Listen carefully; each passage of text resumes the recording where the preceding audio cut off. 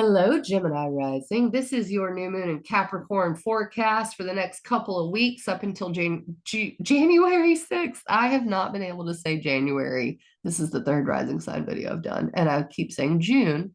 It's the strangest thing. Maybe there's something to that. That is a time when Geminis have their birthday, right? All right, Gemini rising. This is your new moon and Capricorn forecast from now until January 6th with the full moon. Sorry, you got that twice. Gemini is the dual sign after all. It's a sign of communication. So this is in your eighth house of other people's money, shared resources, contracts, business partnerships. This is the area where you decide you want to share your life in some way with someone. And I know that sounds crazy because it also rules taxes and inheritance and all these other things, but really it is how you're deeply connected to another person. If you sign a contract, it doesn't matter if it's a business contract to buy a car, a business partnership. That is a time when you're giving someone a lot of power over you. So the eighth house is empowerment and disempowerment. So this new moon phase could be about how you want to stand in your power, maybe investments you want to make, maybe how you share resources with others, be it a marriage contract or a contract to buy a car, So this is a time when your investments come under scrutiny. Are they successful? Is this working out?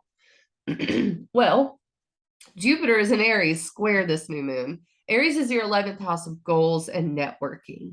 And there is a lot of action and push for truth in that area and push for authenticity in that area and to get your desires met. So if you have goals that you've been feeling a tug on, like this is what I think I want to do, this is what I think I want to do, it may be time to make an investment in that. And if that's something that scares you, like, I want to own a bunch of property, that's my goal.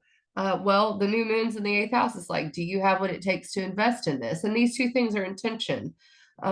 So something about shared resources and goals and networking are coming under the microscope. So I would say Mars retrograde in Gemini tells us a little more because it rules Aries where Jupiter is. And this is where you're doing a research project, and it's on you as a person. It's your identity, how you're seen as a person, independence, autonomy, authenticity. There is a lot of research in this area, and it could be that you are thinking about changing your identity altogether, or how you want to share yourself. This also boils down to, how do I want to share myself with others?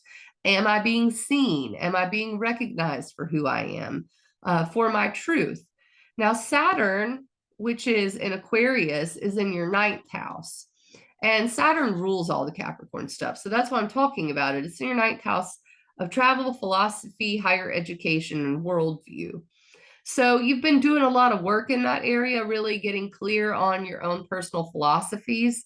And I think that will determine how you share yourself, where you want to empower yourself, where you want to stand in your power, or where you feel like you're being disempowered. You need to break this contract. Or say, I'm not sharing myself with you anymore, or I'm not sharing money with you anymore, or I'm not signing a contract with you anymore. So some of you could be thinking about new contracts, bringing new people into your life and determining if that fits into your goals, if it fits with your philosophy, and if you're seen for who you truly are, or maybe breaking a contract because all of those things are not lining up for you. The other thing is December 29th, Mercury goes retrograde in Capricorn.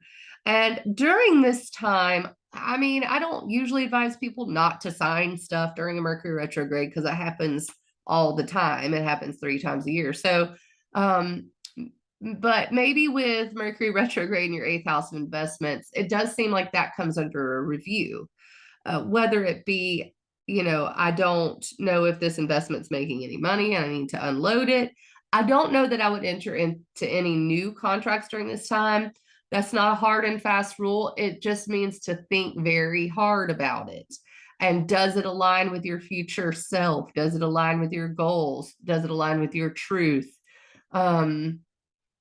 It's just something that, I would definitely give me a little pause in my eighth house. And this could also be about time as a resource as well. How do I share my time? How do I invest my time in people, my energy? It's not just money.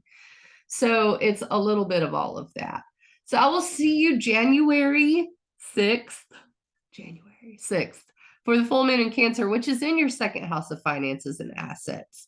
So this new moon phase is definitely tied into money for you, but also values and investments and empowerment. That's another thing I'd like to say. So I'll tell you more about the full moon in Cancer the week leading up to January 6th.